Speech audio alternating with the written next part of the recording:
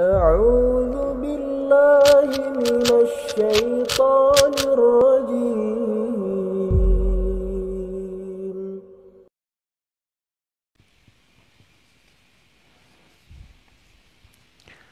Bismillahirrahmanirrahim. Alhamdulillah rabbil alamin. Alladzi khalaqal insana fi ahsani taqwim. Asyhadu an la ilaha illallah wa asyhadu anna Muhammadan abduhu wa rasuluh. Allahumma salli ala Muhammad wa ala ali Muhammad. Mari kita awali dengan bismillahirrahmanirrahim. Pertanyaan yang pertama, Assalamualaikum warahmatullahi wabarakatuh. Waalaikumsalam. Bolehkah kita melaknat, mengkutuk pemimpin yang zalim, yang curang, yang korup, dan yang tidak becus, dan seterusnya. Makasih. Baik, mari kita bicara dulu tentang laknat. Laknat itu kan bahasa Arab. Laknah. Bahasa Arab.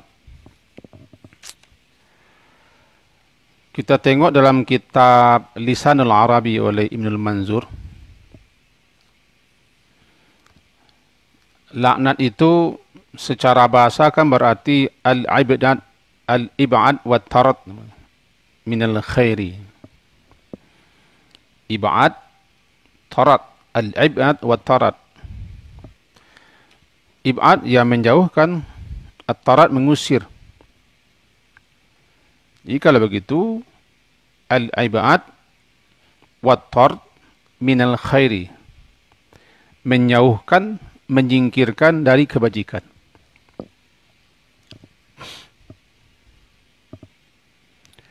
Dan dikatakan juga, kalau datangnya laknat itu daripada Allah, maka berarti orang itu terjauh dan tersingkir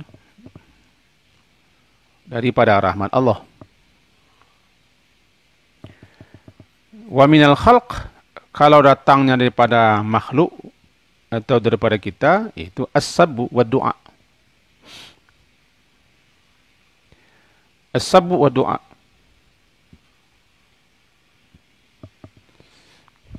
Kalau datangnya daripada kita manusia atau daripada makhluk, maknanya sab, cacian dan doa.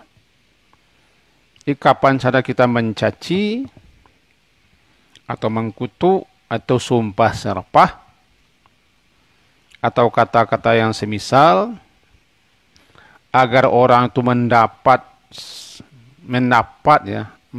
sesuai dengan apa yang kita baca. Kalau kita mengkutuk, ya dapat kutuk dia misalnya. Kalau bahasa Minang, kalau kita sumpah dengan jangkang, ya jangkang dia. Dilentak kolera lang, ya lentak kolera dia. Ditembak patih tunggalang, ya dapat patih tunggalang. Itu kata-kata dari makhluk. Jadi kalau dari makhluk, maknanya as-sabbu wa du'a. Cacian, celaan dan doa.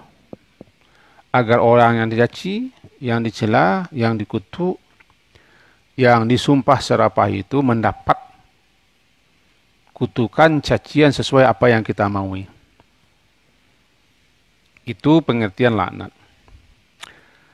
Kalau laknah, ya, jamaknya kan li'an dan la'anat. Nah, kemarin secara istilah, apa itu laknat? Al-bu'du an rahmatillahi ta'ala. Al-bu'du atau al-ib'ad, jauh atau menjauhkan, tersingkir atau menyingkirkan orang daripada rahmat Allah. Dengan begitu, kalau kita melaknat misal, kalau kita mengkutuk misal, maka ketika itu berarti kita menjauhkan. menyingkirkan orang daripada rahmat Allah Ta'ala. Itu makanya kita sebenarnya tidak boleh melaknat. Dilarang melaknat. Sebab kalau kita melaknat orang, berarti kita berdoa. Kita memohon agar orang itu Allah singkirkan dia, Allah jauhkan dia, Allah enyahkan dia daripada rahmatnya. Padahal Allah Maha Pengasih, Maha Penyayang, Ar-Rahman, Ar-Rahim, Dzur-Rahmah. Dia Ar-Rauf. Dia Al-Wadud. Sehingga dikatakan bahwa laisal mu'min bit-ta'an walal la'an walal fahish walal bazi. Sebenarnya orang mukmin itu dalam kitab Tirmizi ya disebutkan, orang mukmin itu laisal mu'min bit-ta'an. Orang mukmin itu bukanlah orang yang suka mencaci cela. Walal la'an, dan tidak pula lah sebenarnya orang mukmin itu al-la'an. Al-la'an orang yang suka mengkutuk, suka melaknat. Walal fahish, dan tidak pula orang mukmin itu al-fahish. Al-fahish suka melakukan perbuatan keji. Walal badhi, al-badhi, apa itu badhi? Badhi, ba'dha, zal, al-badhi. Tidak pula orang mukmin itu yang suka mengucapkan kata-kata kotor, sumpah serapah. Itu bukan mukmin. Laisal mu'min. Laisal mu'min. Bukanlah orang mukmin itu orang yang suka mencaci cela, suka melaknat, suka melakukan perbuatan-perbuatan buruk, dan suka mengucapkan kata-kata kotor dan sejenisnya. Ini hadis riwayat Imam Tirmizi. Nah, kembali kita lagi kepada laknat. Menurut para ulama, semua perbuatan yang dilaknat oleh Allah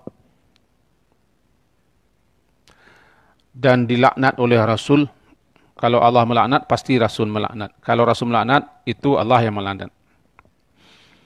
Masuk ke dalam kategori dosa besar. Apapun perbuatan, tindakan, tingkah laku, termasuk ucapan, yang dilaknat oleh Allah, dilaknat oleh Rasul, termasuk ke dalam kategori dosa besar. Kullu dzambin kanan uqubatuhu al-la'nah. Setiap dosa yang ikabnya adalah laknat, fahuwa min kabair dzunub, termasuk dosa-dosa besar. Oleh sebab itu, kita tidak boleh melaknat dan sembarang melepaskan laknat itu. Di samping orang mukmin itu bukan suka pelaknat, suka pencaci celah, bukan orang suka melakukan perbuatan buruk, tercela, dan suka mengatakan kata-kata yang jorok, yang kotor. Jangan sembarang melepaskan laknat, dan melaknat itu bukan kerja kita. Yang berhak melaknat itu sebenarnya Allah. Kenapa begitu? Karena pemilik rahmat itu kan adalah Allah. Tentu dia pula yang berhak. Siapa yang akan disingkirkannya? Siapa yang akan dijauhkannya daripada rahmatnya? Dia yang Maha Pengasih. Dia yang Maha Penyayang. Ya kan? Dia pemilik rahmat. Dan dia pula yang berhak memberi rahmat dan mencabut rahmat. Jadi yang pantas untuk melaknat itu adalah Allah saja. Kita orang mukmin bagaimanapun tidak pantas, tidak wajar melaknat, kecuali kalau Allah melaknat. Jika Allah telah melaknat, Rasulnya telah melaknat, kita harus melaknat. Jadi kalau ingin melaknat juga, kita harus tahu apa-apa saja yang Allah laknat. Apa-apa saja perbuatan, tindakan, laku, perangai yang dilaknat Rasulullah. Kalau ingin melaknat juga. Apalagi yang dilaknat itu seorang mukmin. Wa la'nul mu'min ka qatlihi. Begitu dalam hadis. Hadis riwayat Imam Bukhari, hadis riwayat Imam Bukhari, hadis 6652. Wa la'nul mu'min ka qatlihi wa man rama mu'minan bi kufrin fa huwa ka qatlihi. Apa itu? Melaknat orang mukmin. Siapa saja yang melaknat orang mukmin, maka dia seperti membunuhnya. Ka qatlihi.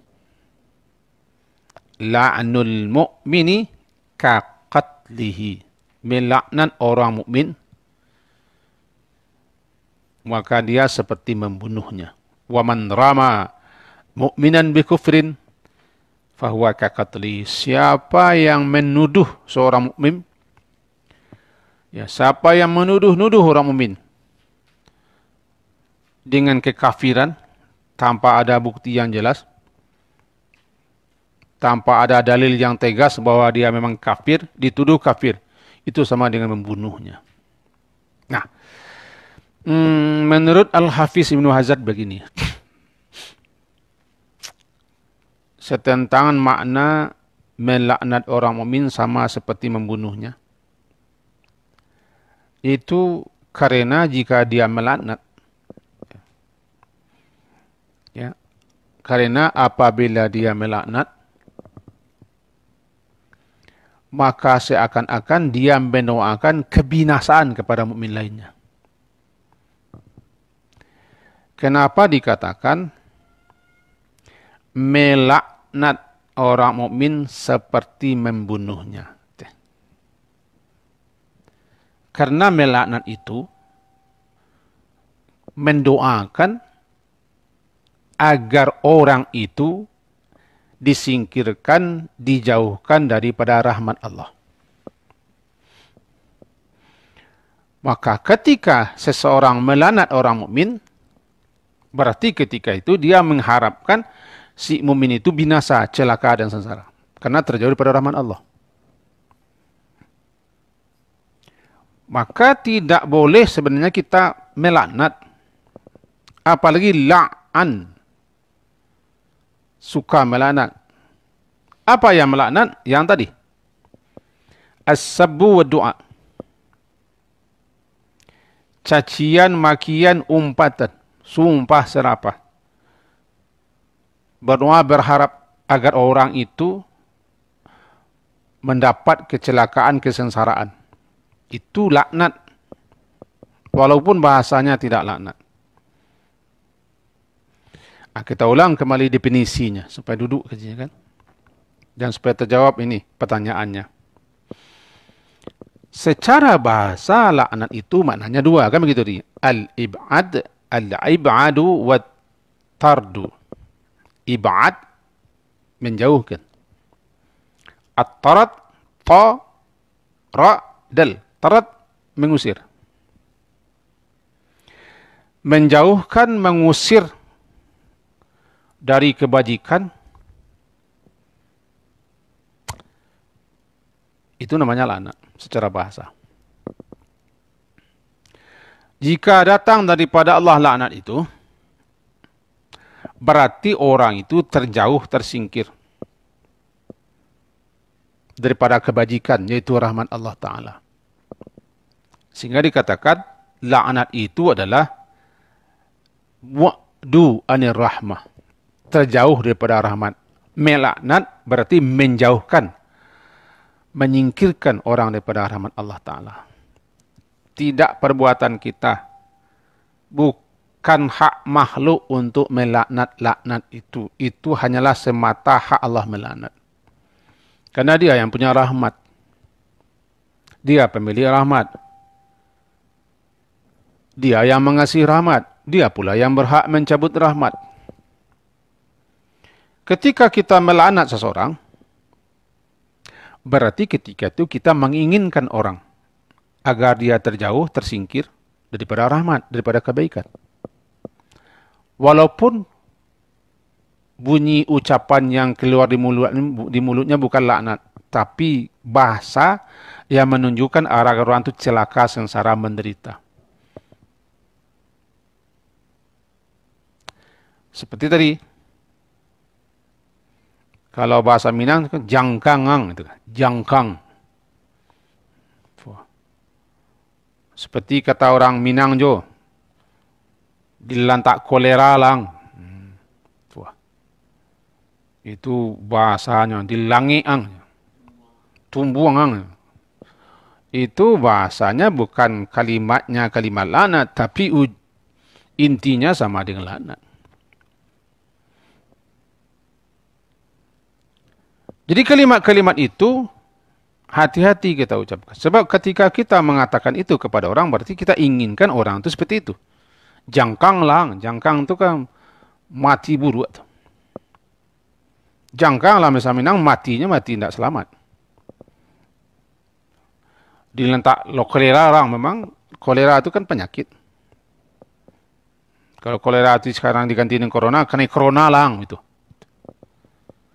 Ini kalimat-kalimatnya kalimat sejenis laknat. Jadi kalau datang daripada makhluk itu, berarti makhluk itu mendoa kepada Allah agar dia jangkang, tak kongkang, tak tilantang, tak jilapak, cahian juga. Sejenis ucapan sumpah serapah lah. Ya hati-hati. Jangan sembarang melempar-lempar laknat. Begini. Tadi kan pertanyaannya, boleh tidak kita melaknat pemimpin? Gitu kan? Boleh tidak kita melaknat pemimpin yang zalim, pemimpin yang otoriter, pemimpin yang korup, pemimpin yang curang, pemimpin yang pelongo-pelongo katanya, dan lain-lain. Ya nantilah kita jawab ini. Kita jelaskan dulu laknat itu dulu. Sifat dasar seorang mukmin bukan pelaknat. Ada 4 sifat dasar mukmin itu. Pertama tadi sudah kita jelaskan. Pertama, orang mukmin itu bukan orang yang suka ta'an, suka mencaci cela, memaki-maki. 1. Walal la'an, dan tidak pula la'an, suka melaknat. 2. Yang ketiga, tidak al-fahish. Tidak suka melakukan perbuatan-perbuatan keji, perbuatan-perbuatan buruk. Yang keempat, walal badhi. Badhi, ba, dal, ya dan hamzah, badhi. Al-badhi, kata-kata kotor. Kalau bahasa Minang, bacori bungkang. Tiok sebentar ampe, tiok sebentar kucing. Kata-kata jorok, namanya badhi. Ini sifat dasar orang mukmin. Nah, harus diketahui,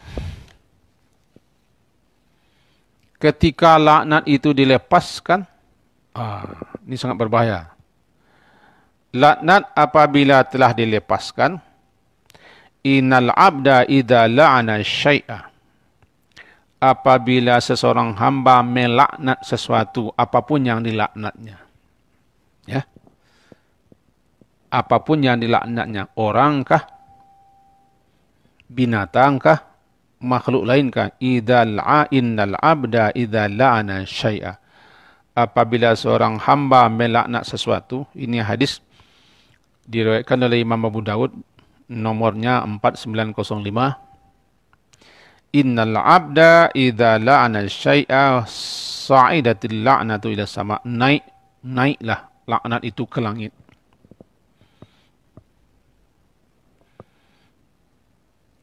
Fatughlaqu abwabus sama duna. Tetapi pintu-pintu langit ditutup,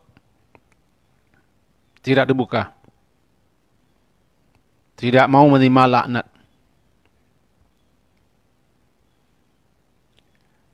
Thumma tahbitu ila al-ard. Kemudian laknat itu turun lagi ke bawah, ke bumi. Fatughlaqu abwabuha duna. maka ditutup pula lah pintu-pintu bumi. Tidak mau lagi menerima kata laknat yang sudah keluar itu. Ditutup, tidak ada tempat masuk. Tsumma ta'khudhu yaminan wa shimalan. Kemudian laknat itu pergi ke kanan dan pergi ke kiri. Pergi ke sana. Fa illam tajid masagan, apabila laknat itu tidak mendapat tempat, tidak ada tempat yang layak dia tempati. Tempat masuk tidak ada, tempat tinggal ada, tempat kena sasaran tidak ada masagannya. Raja'at ilal ladzi lu'ina. Dia kembali kepada siapa yang dilaknat. Baru dia mengarah kepada siapa yang dilaknat. Fa in kana ahlan lidzalika. Jika orang itu memang patut, pantas, wajar untuk dilaknat. Jika orang itu tidak patut dilaknat, nah, ini bumerang nih. Raja'at ila qailiha. Dia kembali kepada orang yang telah melontarkan kata laknat itu. Ya. Ringkasnya apa? Ringkasnya seperti ini. Ketika kata laknat sudah dilepaskan, pertama kali dulu dia menuju langit. Kenapa? Karena sebenarnya laknat itu yang berhak adalah Allah. Karena dia yang punya rahmat. Tentu dia pula yang berhak mencabut, mengambil rahmat itu kembali. Sebab yang dikatakan laknat kan tersingkir, terjauh daripada rahmat. Sa'idat ila sama, dia menuju langit. Rupanya langit tidak menerima. Turun ke bumi, bumi tidak menerima. Ke atas tidak, ke bawah tidak, ke kanan, ke kiri. Kanan, kiri, muka, belakang, tidak juga menerima. Tidak ada masarannya. Baru dia menuju kepada siapa diarahkan laknat. Kepada si A. Atau kepada ini, Pak RT kita ini. Jadi laknat itu bila dilepaskan, dia bukan langsung menuju Pak RT ini. Walaupun Pak RT ini sudah bulu baji bentuknya. Dia tidak langsung. Tidak langsung ke situ. Misalnya saya laknat dia. Ini mau Pak RT. Mau ya? Pak RT kolera mah. Pak RT apa bahasa pada Datuk tadi? Pak RT Kapunduang ya. Kapunduang penjaga mas. Itu buang. Tak langsung kepada PRT perginya ke atas dulu. Tertutup ke bawah ke bumi. Tak ada. Kanan. Kiri. Depan, belakang. Tak ada tempat. Tak ada masak. Masak. Tak ada. Tak ada tempat di situ. Baru dia pergi kepada RT. Kalau RT tidak layak, tidak patut, tidak pantas untuk mendapat laknat itu, senjata makan Tuhan. Jadi bumerang dia kepada orang yang telah melepaskan laknat. Itu bahaya laknat. Bahaya laknat. Itu hadis riwayat Abu Daud. Dalam hadis riwayat Imam Ahmad, saya nukil begini. Innal la'nata idza wujjihat. Wujjihat itu kan diarahkan. Wujjihat diarahkan, ditujukan. Kemana ditujukan laknat? Jadi innal la'nata idza wujjihat. Sesungguhnya apabila laknat itu diarahkan, dibidikkan. Wujjihat diarahkan, ditujukan, dibidikkan. Atau dihadapkan ila man wujjihat ilaih. Kepada orang yang memang dituju, dibidik oleh kata laknat kita itu dituju. Sama dengan sniper ini. Sudah dikuncinya target. Dah jadi-jadi menonton sniper itu. Jangan hanya rajin main game seperti kata bapak kita. Game ular-ular. Tidak, sniper tonton. Diarahkan ke situ, sudah dibidik dan sudah dikunci sasarannya. Ya, wujihat ila man wujihat ilai fa in asabat alaihi sabilah, maka jika memang pantas, layak, wajar, laknat itu menimpanya dan dia menemukan jalan tempat masuk, maka dia tertuju kepadanya. Tapi jika dia tidak pantas, wa illa qalat. Apabila dia tidak patut menerima laknat itu, dan laknat itu tidak wajar dibidikkan, diarahkan kepada orang itu, berkatalah laknat. Laknat itu berkata dengan bahasanya, Ya Rabbi, wahai Tuhanku, wujjihtu ila fulanin. Aku dibidikkan, aku diarahkan kepada si anu. Wujjihtu ila fulan, aku diarahkan, dibidikkan kepada si anu. Falam ajid fihi maslaka. Aku tidak menemukan jalan masuk ke situ, ya Allah. Walam ajid alaihi sabila, aku tidak menemukan jalan. Tempat masuk tidak, jalan pun tidak. Kemana lagi aku akan pergi ni, ya Allah? Aku sudah dilepaskan ini. Maka dikatakan fayuqalu laha, maka dikatakan kepada laknat itu, irji'i min haitsu ji'ti. Engkau kembali lagi kepada tuanmu. Dari mana engkau tadi lepaskan? Pulang lagi ke sana. Hadis riwayat Imam Ahmad dalam kitab Musnad Ahmad. Dengan gambaran seperti itu, kita jawab pertanyaan beliau yang bertanya ini. Boleh kita melaknat pemimpin yang lalim, otoriter, yang korup, yang curang, ya, tengak bahasa awaknya, yang tengak. Ini banyak dan-dannya, saya tidak ringkas saja. Bagaimana hukumnya? Oh, ini setahu saya ada lebih 90